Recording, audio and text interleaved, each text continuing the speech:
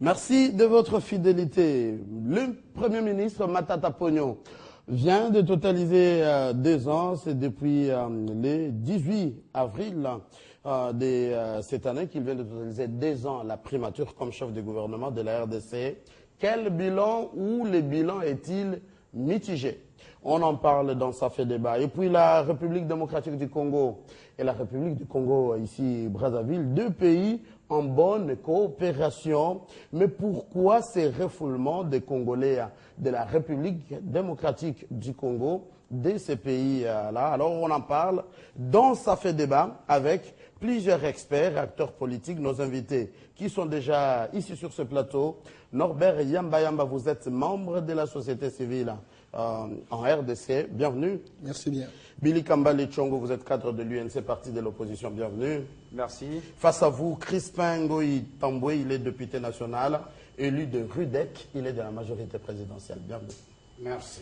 John Banzalunda, cadre de l'UNAFEC également, parti au sein de la MP, bienvenue. Merci. Alors, 2 ans de Matata, quel bilan, Billy Kambale, selon vous? Mais avant que vous puissiez répondre à cette question, on va suivre ces quelques réalisations à l'actif du Premier ministre Matata Ponyo.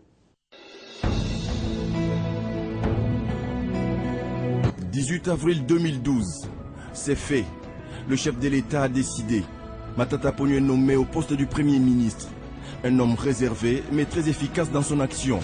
Il a fait ses preuves en tant que ministre des Finances. Est-ce un bon choix? Un choix responsable? La question est posée.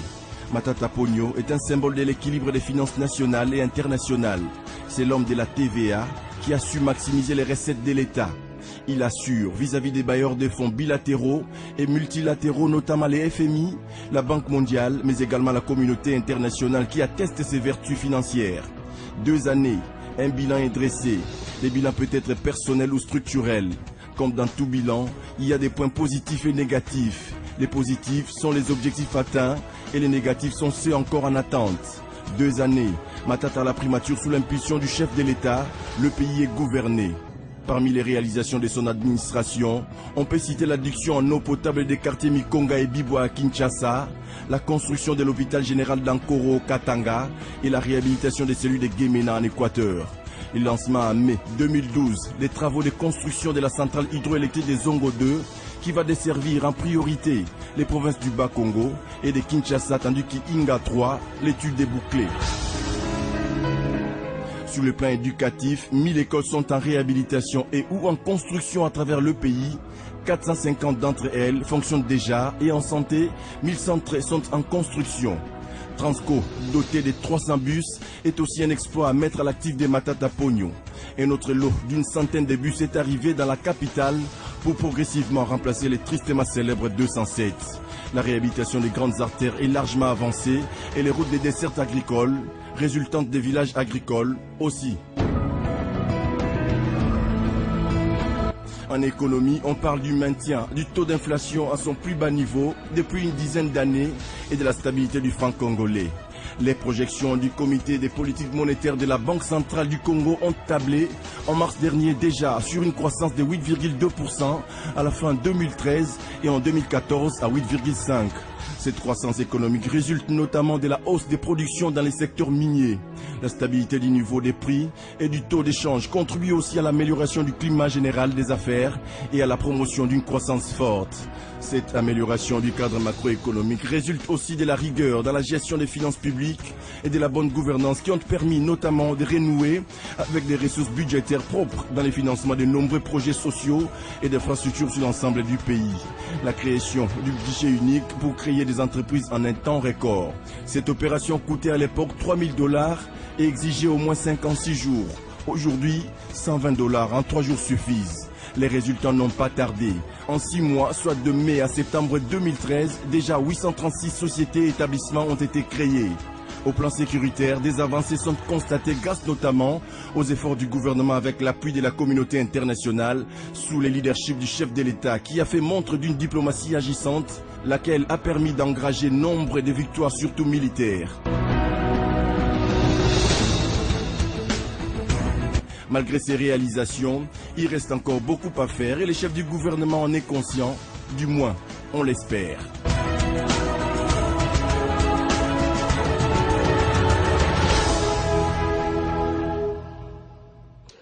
Ça, ce sont les quelques réalisations du Premier ministre Matata Ponyo. Alors, Billy Kambale, vous êtes cadre au sein de l'UNC, parti de l'opposition.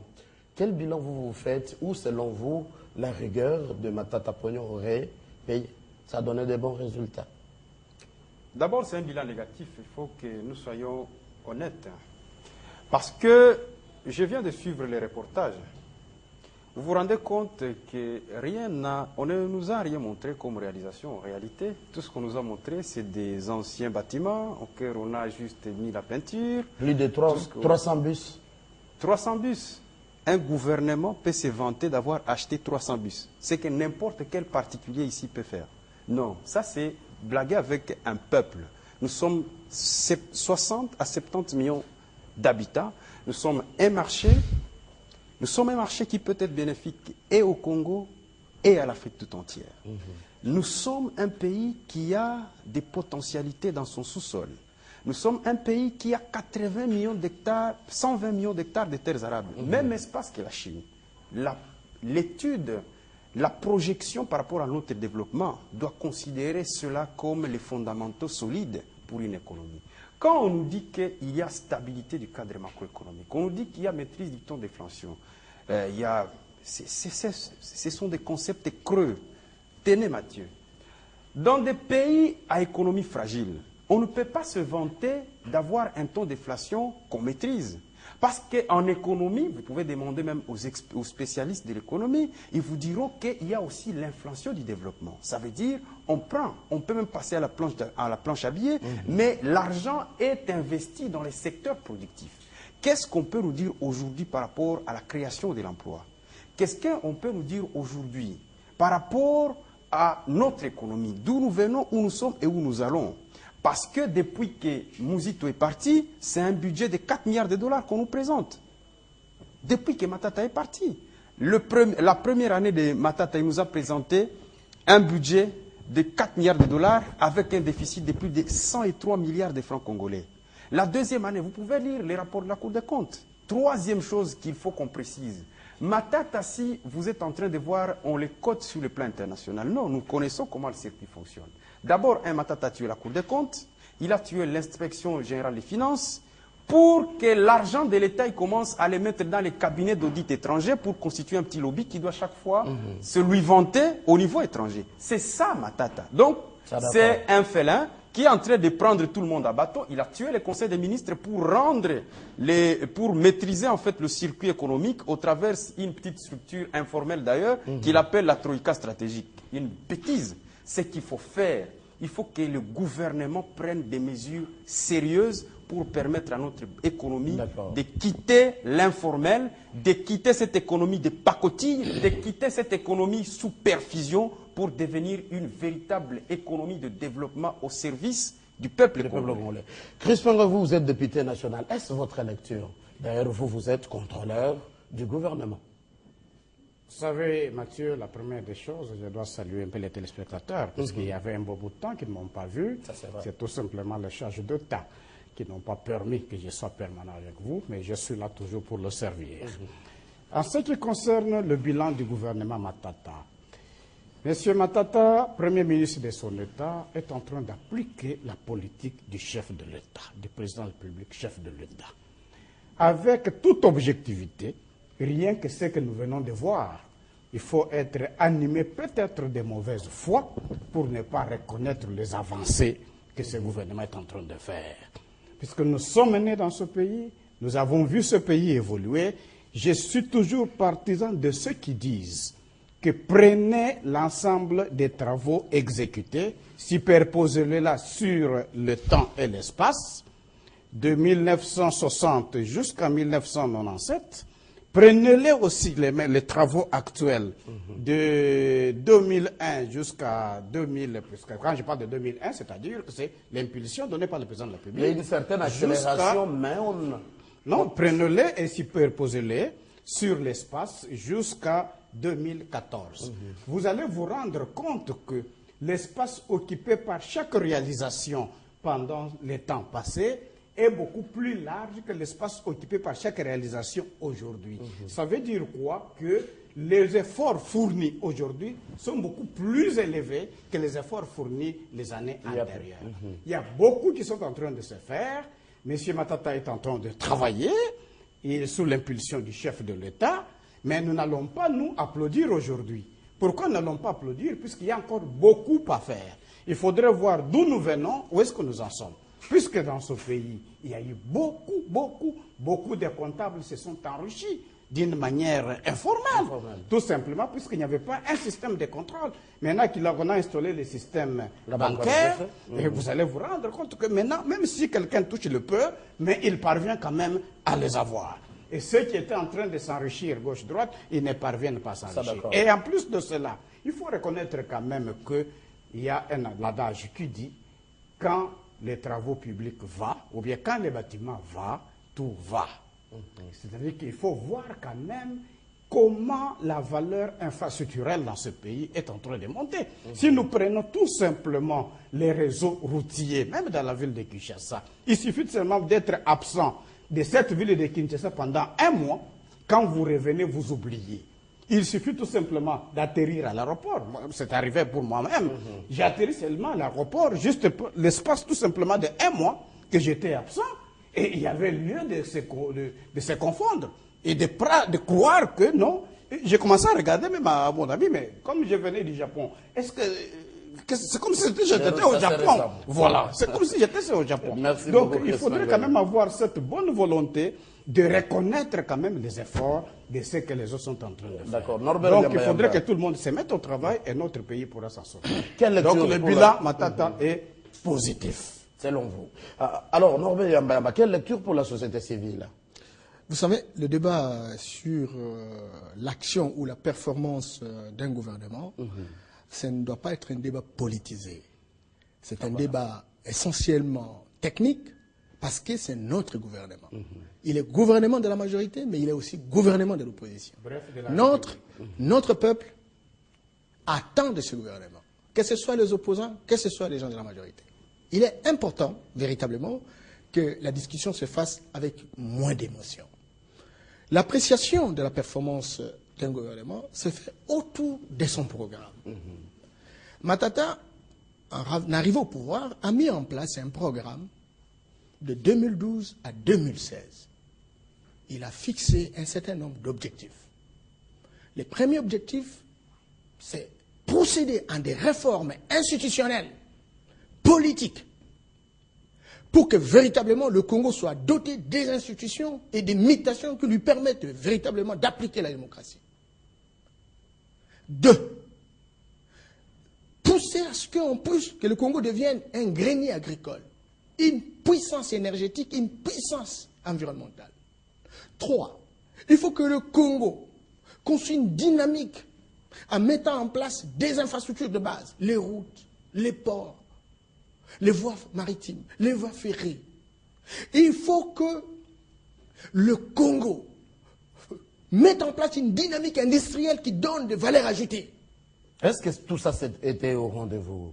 Je vous assure, pour faire une analyse par rapport à tout ça, il faut avoir des indicateurs.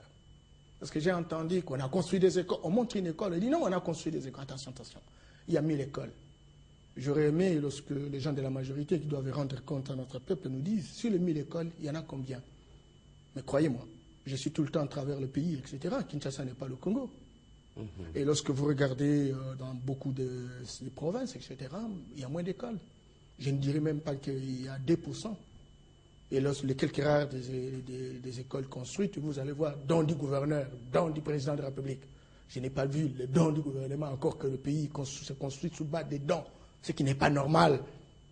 Et donc, au niveau des révolutions, de réformes institutionnelles, la décentralisation, on est revenu plusieurs pas par rapport à ça. Où est-ce qu'on en est avec les vieilles provinces?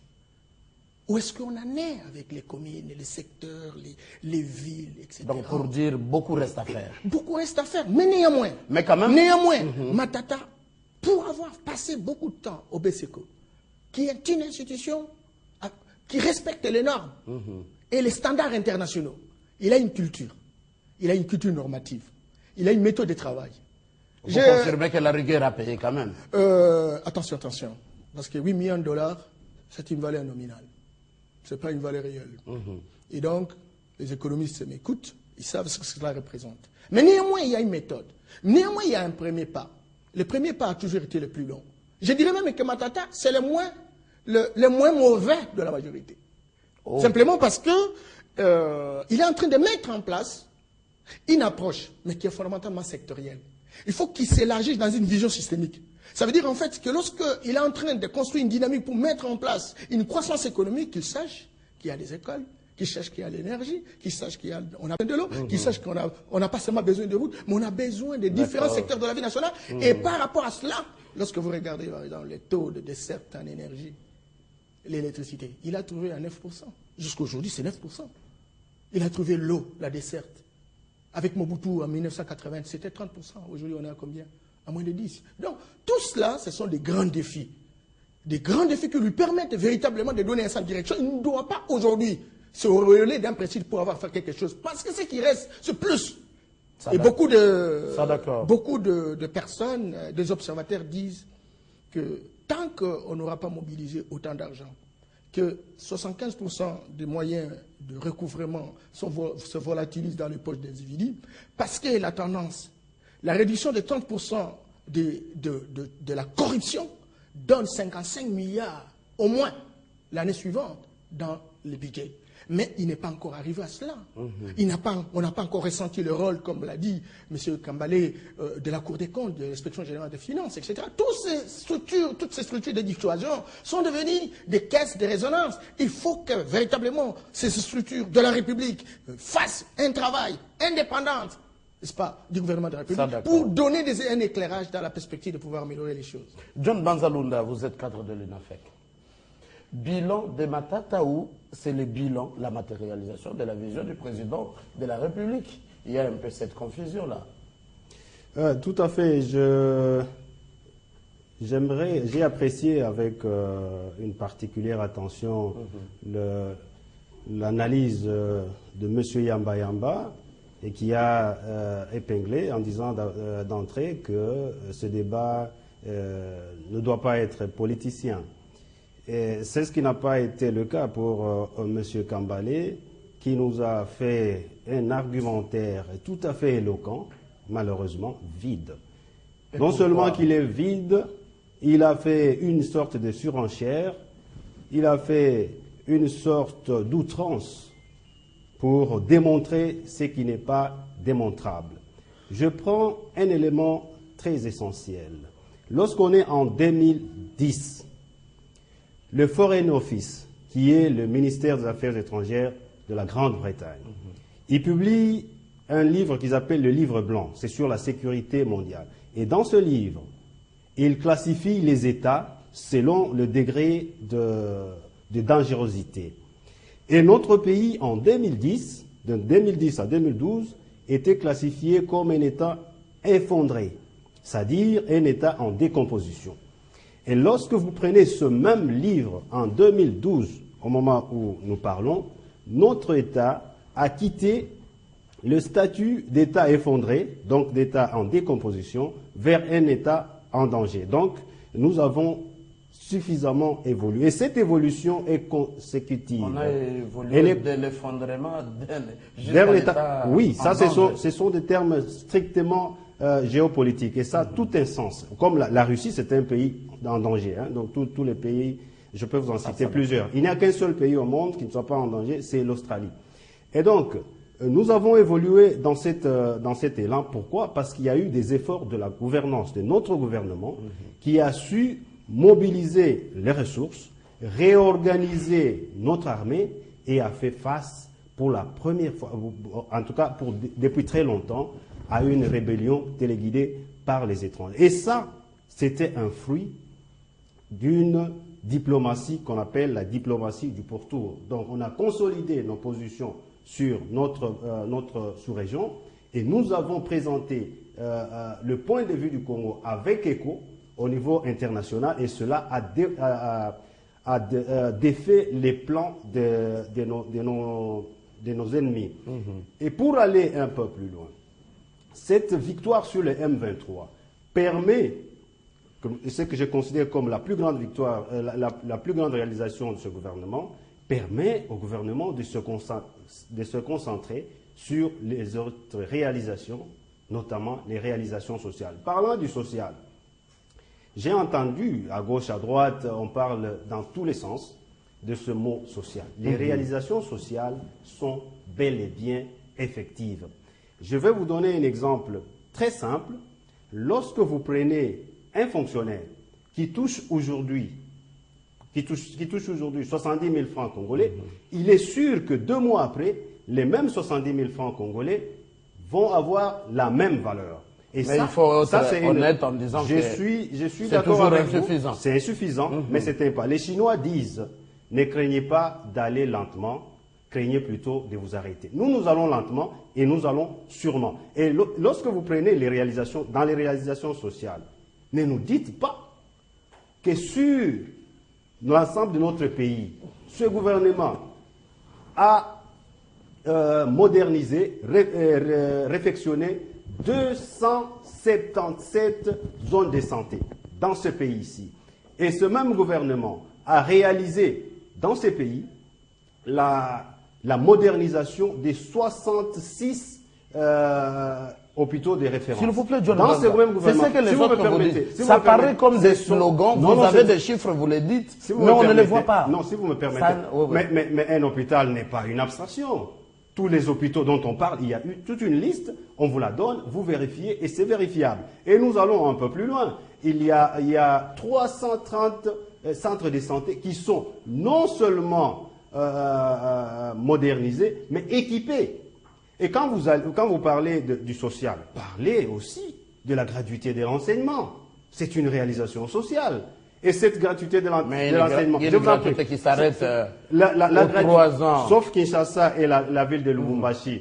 On est en 5e primaire. Ça, c'est une réalisation palpable. Ce ne sont pas des slogans, monsieur. Vous avez à côté de nous ici 1000 logements qui ont commencé à être érigés. C'est à Bandalungwa ici. Ce n'est pas une fiction. Vous avez l'hôpital de référence de Kinshasa, le plus grand, à part ceux d'Afrique du Sud, le plus grand en Afrique. Monsieur, ne parlez pas de réalisations non concrètes. C'est John Banza, réalisations. Pour mettre un point, selon vous, un bilan positif? Très positif. Ce n'est pas un bilan simplement positif. Parce que lorsque vous considérez, ça dépend mais au-delà des positifs. Oui, ça dépend dans quel angle vous voyez cela. Parce que pour une fourmi, la rosée est une inondation. Nous considérons que ce bilan est positif, est largement positif, en considérant d'où nous venons et où nous allons. Et nous sommes sûrs que jusqu'au terme de 2016, les défis seront relevés. Mais ce qui est sûr, c'est qu'on n'a pas dit qu'on est satisfait à 100%, parce qu'il faut éviter, comme disait quelqu'un, de s'auto-féliciter et de dormir sur ce laurier. Et nous sommes conscients, puisque lorsqu'on vous présente une rose, le pessimiste voit les épines. C'est ça ce que l'opposition voit. Nous voyons la rose. Alors, rapidement, Billy Kambale, si on peut faire un tour, donner un point de vue avec du point de vue un peu scientifique, qu'est-ce qui devait être fait que ce gouvernement ne fait pas? Donc, Monsieur Mathieu, pour répondre à votre question, il va falloir qu'on rebondisse pour donner l'éclairage. Rapidement. Les chiffres que notre ami a avancés sont faux. On les aurait vus dans les images ici. Mon cher ami, il ne faut pas tromper le peuple, puisque ceux qui sont à la maison, ils nous regardent et ils pensent que quand nous venons sur les plateaux de télévision, nous sommes sérieux. Monsieur, 66 hôpitaux généraux de référence. Vous savez quel boom ça pouvait faire dans ce pays? Non, il ne faut pas tromper les gens. Quand vous dites qu'on a nos 330 zones de santé, mon cher ami, vous vivez au Congo ou à peine moi je reviens de l'intérieur. Je n'ai pas vu vos hôpitaux dont vous parlez. Non, il faut être respectueux de la population quand on vient sur les plateaux de télévision. Je vous dénie le droit d'avancer des chiffres qui risquent de dérouter la population. Deuxième chose, je voudrais que nous puissions comprendre que nous ne pouvons pas avoir la vision plus petitesse de notre pays. Quand on dit 70 000 francs pour un fonctionnaire de l'État, Ça, c'est une vision petite de la République. Nous devons avoir une vision... Mais c'était moins que ça, c'est ce gouvernement qui a majoré un peu, Billy C'est Kambale. faux et archi-faux. C'est faux et archi-faux. Nous devons le démontrer par les chiffres. Nous sommes des fonctionnaires de l'État. Vous croyez que vous parlez à qui? Nous sommes des fonctionnaires de l'État. Les 70 000 francs, je peux vous demander, c'est quel poste? C'est à quel poste qu'on reçoit ces 70 000 francs? Chef de section dans l'administration. Chef de quoi? Des sections. C'est pas possible. C4. Essayons d'avoir du respect pour ces téléspectateurs qui nous suivent à la maison. Ce sont des chiffres faux. Moi, je vous dis, quand on parle d'un pays, on voit d'abord son potentiel. Il y a un rapport sénatorial qui vient d'être publié sur la gestion du secteur minier entre 2007 et 2012. Il est clairement dit dans ce rapport qu'il y a plus de 41 milliards de dollars depuis 2007 jusqu'à 2012 qui échappent à la caisse de l'État. 41 milliards de dollars, s'il vous plaît. De quoi on parle? C'est un Sénat majoritairement... À vous attendre parler, il y a encore des efforts à faire, mais vous reconnaissez... Non, il n'y a pas encore quelque chose qui est fait dans le sens de sortir notre économie de l'économie des pacotilles. Voici la réalité de notre économie. D'accord, Billy. On ne va pas rester ici à donner seulement les tableaux sombres. On peut proposer. Est-ce qu'il y a à proposer? Rapidement, comme ça, on va à Brazzaville. La majorité. Je crois que nous sommes en train de parler avec passion. Je crois qu'il fallait qu'on parle objectivement, puisqu'il s'agit de notre pays. Ce qui est vrai qu'il y a eu des avancées, et ce qui est vrai que nous ne pouvons pas nous mettre à danser. Avec ce qu'il dit, c'est vrai. Vous ne faites qu'avancer des chiffres. On vous pose cette question, on ne voit pas. 66 hôpitaux généraux, 1000 écoles, qu'on ne voit pas. Je n'ai pas un tableau de chiffres devant moi. Alors, vous avez posé la question d'une manière globale pour savoir si le gouvernement Matata avait un bilan positif ou négatif. Moi, je vous ai dit comment ce bilan est en train d'évoluer, comment le gouvernement est en train de travailler, comment la République est en train d'avancer. Bien qu'à petit pas, mais il y a eu une certaine évolution. Le pays est vaste, ça on reconnaît. Il y a beaucoup de choses qu'il faut faire, beaucoup à faire, mais on avance lentement et sûrement. Et nous demandons au Premier ministre de ne pas s'applaudir aujourd'hui, mais de continuer encore à doubler les efforts pour permettre de travailler, puisque le taux de croissance, les 8%, doit se sentir dans l'assiette de la population. Il doit fournir un effort que ces 8%-là puissent se faire sentir. Positif. Et c'est ce qui permettra à notre République de beaucoup. Donc ce n'est pas encore le... Rendons-nous à Brazzaville, où la République démocratique du Congo avec la République du Congo-Brazzaville, deux pays en très bonne relation avec d'ailleurs les deux capitales très proches dans le monde, Kinshasa et Brazzaville. Mais comment justifier ces refoulements brusques des Congolais de la RDC vivant à Brazzaville? Je commence avec vous, Norbert Yambamba. Vous êtes vraiment un expert de la société civile. Qu'est-ce qui pourrait justifier ces refoulements brusques de nos frères congolais vivant à Brazzaville? Merci beaucoup, mais avant que je ne réponde à cette question, je voudrais simplement dire qu'il faut différencier un résultat et une réalisation. Une réalisation n'est pas un résultat, et lorsqu'on donne un chiffre, c'est que ce chiffre est donné en fonction des résultats. Il faut savoir donner le maximum qui était recherché. Ça, c'est la première chose. Deuxième chose, lorsqu'on parle de 300, quelque chose de zone de santé, 330, je vous dis que c'est, je n'aime pas dire de la fausseté, mais je voudrais simplement dire que nous avons à peu près 506 zones de santé. Ça, c'est vrai. Et qu'aujourd'hui... Il parlait des réalisations. Aujourd'hui, 50% de ces zones de santé opérationnelles à cause de la solidarité internationale, accompagnées par les organisations étrangères. Mais c'est le fruit de la coopération quand même de ces gouvernements. Bien entendu. Je peux vous poser cette question comme journaliste. Avant que les gouvernements n'arrivent. Je m'excuse beaucoup, c'est un débat intellectuel. Ça veut dire quand on arrive, il y a ce qu'on appelle le donné initial. Vous arrivez, vous trouvez quoi et vous avez apporté quoi. C'est très important. Et donc, lorsqu'on arrive et qu'on trouve 50% opérationnel, il faut nous dire qu'à partir de 50%, on a ajouté combien. Et vous, vous êtes à Kinshasa. J'ai l'occasion de me promener à travers le pays. Je vous dis sincèrement. Et même celles qui sont opérationnelles souffrent.